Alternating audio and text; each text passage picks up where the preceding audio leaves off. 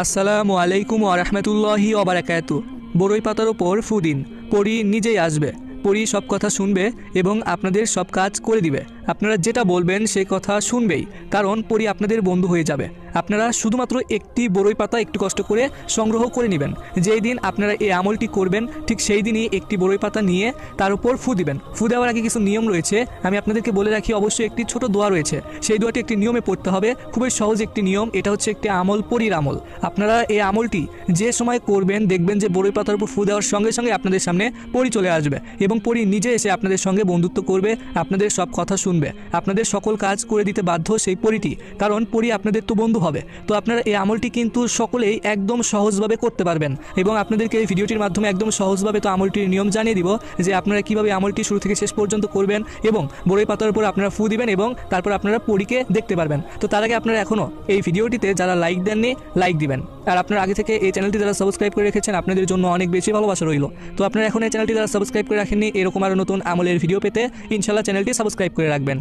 আপনাদের অনেকেরই এই আমলটি করতে হয়তো ভয় লাগবে, কিন্তু আমি আপনাদেরকে আগে থেকে সতর্ক করে রাখি যে এই আমলটি করতে কোনো প্রকার কোনো ভয় এর কারণ নেই, কারণ এই আমলটি আপনারা নির্ভয় করতে পারবেন। এই আমলটিতে কোনো ভয় ডর কোনো কিছু করা যাবে না, এগুলো কখনোই আপনারা এই আমলটি করে পাবেন না। ভয় তো আপনাদের হবেই না, ভয়ের কোনো কারণই নেই, তাই আপনারা ভয় করবেন কেন? অবশ্যই আপনারা নির্ভয়ে আমলটি করবেন।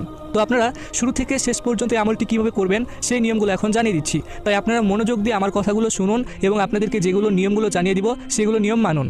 আপনারা যেই দিন এই আমলটি করবেন সেটা যে কোনো দিন হতে পারে শনিবার, হতে পারে রবিবার, হতে পারে সোমবার, হতে পারে মঙ্গলবার, যে কোনো দিন আপনারা শুধুমাত্র একটি বড়ই পাতা সংগ্রহ করে নেবেন ঠিক যেই দিন আপনারা এই আমলটি করবেন। আর আপনারা অনেকে হয়তো ভাবছেন যে এই আমলটির সময় কখন, তো এই আমলটির সময় একদম সহজ একটি সময়। তো আপনাদেরকে একটু পর সেই সময়টির নিয়ম বলে দিচ্ছি যে আপনারা কোন সময় আমলটি করবেন।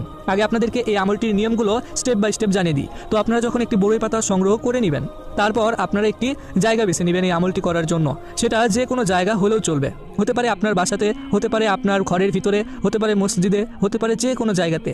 কিন্তু আপনারা যে জায়গাতে আমল করবেন সেই জায়গাটি অবশ্যই পরিষ্কার একটি জায়গা হতে হবে, অবশ্যই পরিষ্কার পবিত্র একটি জায়গা হতে হবে। এবং আপনারা এই আমলটি করবেন বসে থেকে।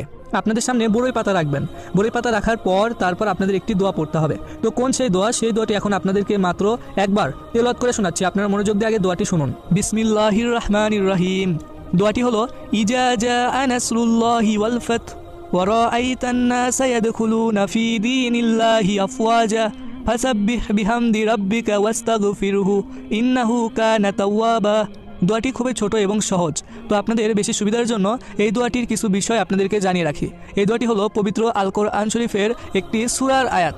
তো সেই সূরাটির নাম আপনাদের বেশি সুবিধার জন্য বলি, সেই সূরাটির নাম হলো সূরা নাসর। আশা করি আপনারা সকলেই সূরা নাসর এই সূরাটি জেনে থাকেন। তো সূরা নাসরের এই আয়াতগুলো আপনাদের পড়তে হবে। তো আপনারা কীভাবে এই আয়াতগুলো পড়বেন তা তো বলে দিব। আপনারা অনেকেই হয়তো এই আয়াতগুলো মুখস্থ করতে চাচ্ছেন, তো আপনাদের বেশি সুবিধার জন্য এখন শুধুমাত্র এই ভিডিওটির স্ক্রিনে বাংলা লেখা এই আয়াতগুলো দিয়ে দিচ্ছি। তো আপনারা এই যে দেখতে পাচ্ছেন স্পষ্টভাবে বাংলা লেখা এই আমলটি করার জন্য, মানে বড়ই পাতার উপর ফু দেওয়ার আগে আপনাদের যে দোয়াটি পড়তে হবে অথবা যে আয়াতগুলো পড়তে হবে সেটা। তো আপনারা এই যে দেখতে পাচ্ছেন অবশ্যই আপনারা এখান থেকে দেখে সঠিকভাবে মুখস্থ করে নেবেন এবং আপনারা বড়ই পাতার উপর ফু দেওয়ার আগে এই দোয়াটি আপনারা কোনোভাবে ভুল না করে সঠিকভাবে পড়বেন। তো আপনাদের এই দোয়াটি পড়ার জন্য কিন্তু কিছু নিয়ম রয়েছে, সেই নিয়মগুলোই তো আপনাদেরকে এখন জানিয়ে দিব। মনে রাখবেন প্রথমে আপনাদের এই আমলটি করার জন্য যে জায়গাতে বসতে হবে আপনারা প্রথমে আগে সেই জায়গাতে বসবেন। তো কেমন জায়গাতে বসতে হবে সেটা তো আশা করি আপনারা বুঝতে পেরেছেন, একটু আগে আপনাদেরকে জানিয়ে দিয়েছি। আপনারা পরিষ্কার এবং পবিত্র একটি জায়গাতে বসবেন। আর আপনারা যখন এই আমলটি করার জন্য যে কোনো জায়গাতে বসবেন অবশ্যই সেই জায়গাতে কিন্তু কোনো প্রকার কোনো মানুষ থাকা যাবে না, সেটা বাচ্চা পর্যন্ত থাকা যাবে না। আপনারা শুধুমাত্র এই কথাটি মনে রেখে আমলটি করবেন। তো আপনারা তারপর সেই জায়গাতে যখন বসবেন আপনাদের সামনে একটি বড়ই পাতা রাখবেন। বড়ই পাতা রাখার পর তারপর আপনারা এই আমলটি করবেন। আপনাদের সামনে একটু ফাঁকা জায়গা রেখে বড়ই পাতা রাখবেন এবং তারপর এই আমলটি করার জন্য প্রস্তুতি হবেন। প্রথমে আপনারা একটি দোয়া পড়বেন, সেই দোয়াটি হলো আউযু বিল্লাহি মিনাশ শাইতানির রাজিম, মাত্র একবার পড়বেন এবং তারপর আপনারা বিসমিল্লাহির রহমানির রহিম একবার পড়বেন।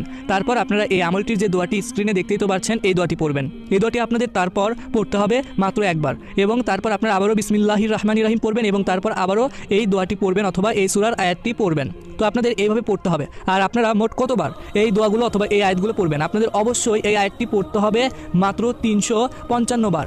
355 বার যখন পড়া হয়ে যাবে তারপর আপনারা চোখ বন্ধ করবেন। তারপর চোখ বন্ধ করে আপনারা মাত্র 1 থেকে 2 মিনিট থাকবেন।